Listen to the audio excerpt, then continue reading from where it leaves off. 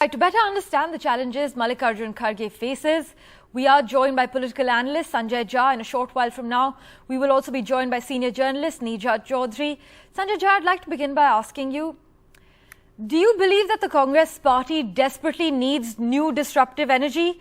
Do you believe Mr Kharge embodies stability at the cost of dynamism? Well, Anisha, I think your question is absolutely relevant. From the early signs of what Mr. Kharge has spoken, it promises hope. The Congress has needed a very strong voice and experienced person who actually can take this ideological battle against what is clearly a very polarizing BJP. And the very fact that the Congress has in the past easily surrendered to the electoral or the formidable might of the BJP has actually compromised this entire, political existence. But here is an opportunity. I mean, I have actually batted for Shashi Tharoor for Congress president, but now that's past and done.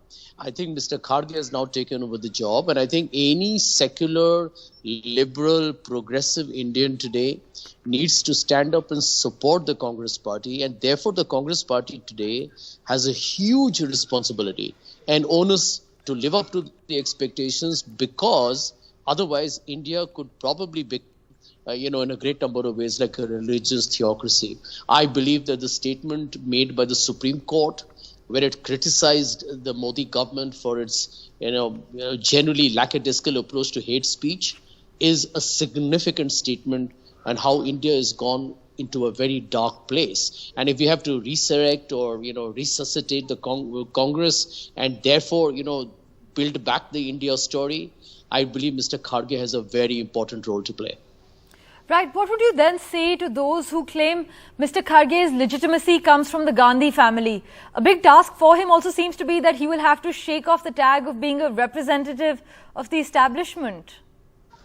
No, Anisha, I couldn't but agree with you there. One of the reasons why a lot of us wanted Shashi to be in the forefront is there should be no criticism that the new president is in any sense a proxy or a surrogate or a rubber stamp. But at the end of the day, what's happened has happened. He has had a thumping win. And although there were questions made on the democratic process, that's history now. At the moment, Mr. Kharge stands, in my opinion, at a very critical stage of the crossroads of India's future. I will say it on your show with full responsibility. India's destiny, political destiny, is inextricably interlinked with the state of the Congress's health.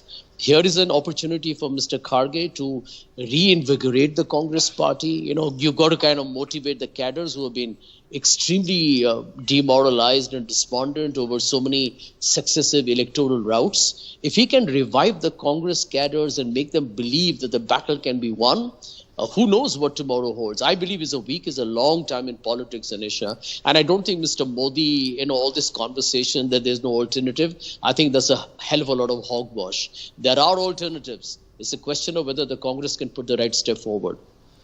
Right, Sanjay, crucial points there. Mr. Kharge does have a few important, actually quite a few crucial tasks at hand. Let me take the next question to Neerja Chowdhury, senior journalist who joins us now on the broadcast. Ma'am, would you agree that Mr. Kharge's shoulders have to carry the burden of expectations of not only the Congress workers then, as Mr. Jha was highlighting, but also of all those in India who hope the wobbling party finds its feet soon? Yes, I think today many in the country would wish Mr. Kharge well. For the sake of the revival of the Congress party, a strong opposition that Indian democracy needs, and it's high time that the Congress got its act together. So many, as I say, will wish him well. Now, what are the tasks before him? Humongous tasks before him. And the reason why he was chosen, many would have liked Shashi Tharoor, because it would have meant, out of the box thinking. It would have meant break from the past. He could have had an appeal also for the North. He had an appeal for the intelligentsia, for urban youth, for the middle classes. But the party opted for Mr. Kharge, all the different groups together, more than many others, including the Gandhi family. And Gandhi family is a major factor in the decision-making of the Congress party. So he is the chosen one. What are the tasks before him? I think three very important tasks before him. One, to revive the organization at the grassroots level.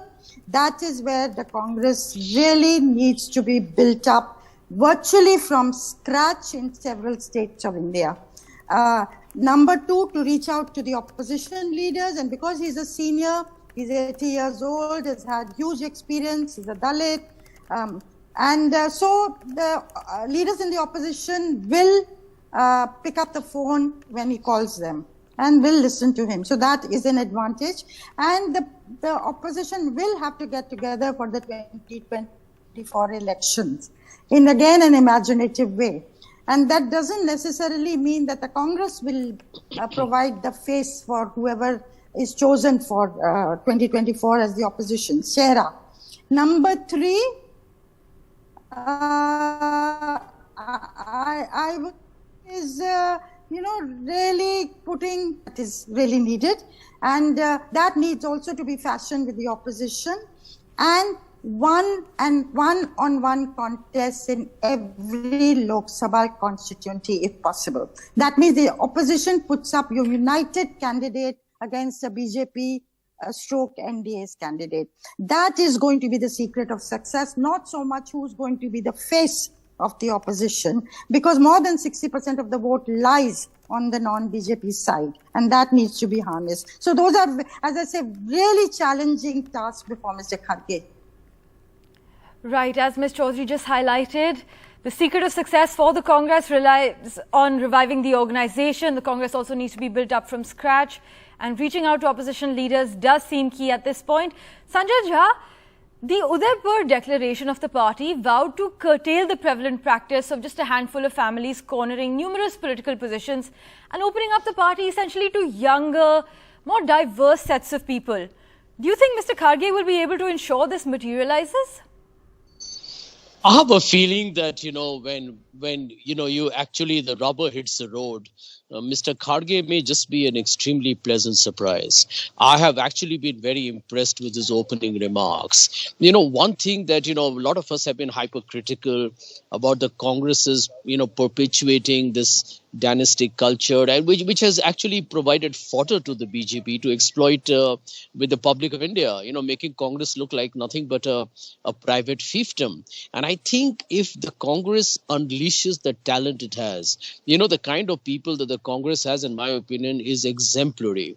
The BJP has actually poached the Congress talent, those who have been disaffected and disillusioned because the Congress was not having a roadmap. So to answer your question, Anisha, I think if Mr. Kharge is able to actually ensure that these leaks and these departures come to a halt, people actually begin to believe that the Congress party is in a position to not just fight the BJP, but to defeat it. All this conversation, I think Neerja has hit the nail on the head on many points, but all this conversation that the BJP is unstoppable, 2024 is a done deal, is complete and thorough rubbish. Things change dramatically in politics. You have one black swan event, you have some dramatic development. You never know when, there is the anger on unemployment and price rise, makes people stand up and say enough of this PR propaganda and all that jazz. So I have a feeling that there is a lot of optimism, there's a lot of hope. And if Mr. Kharge can actually, empower the middle level of leadership. I have recommended a model to publicly that the Congress must have a vice president for the North states, a vice president for East, for West, for South, and even for the Northeast. Have a shadow cabinet which actually tracks this government, and there's a regular interaction with the media. These are things that are very simple and elementary. If Mr. Kharge takes some bold, imaginative, pragmatic steps, I believe the Congress could be on the road back. The ball is in the Congress's court. Well, let's see if he does take those bold steps, but empowering middle-level leadership does seem key. But Ms. Chowdhury, as I wrap, Mr. Kharge will have to get the Congress in fighting shape, as you highlighted, and he'll have to reach out to potential partners, like you said, and the wider public. But do you think he'll have to articulate a refreshed ideological and moral purpose for the party to do so? Yeah, I absolutely, they need to do much more thinking on how do they counter the narrative that Modi's BJP, which is very different from the BJP of the past, is putting out. And that is not only about Hindutva. That is about Hindutva, it's about nationalism, it is about social welfareism, it is about empowerment of the OBCs and the poor, it is about a tough leader that Modi represents. So how do they counter this? And on the whole issue of secularism is where they really don't know what to do. They turn out, they end up being the B team of the BJP. So I think they need to do hard thinking, Congress first, and then with the other opposition parties, what that counter narrative is going to be and how they articulate it.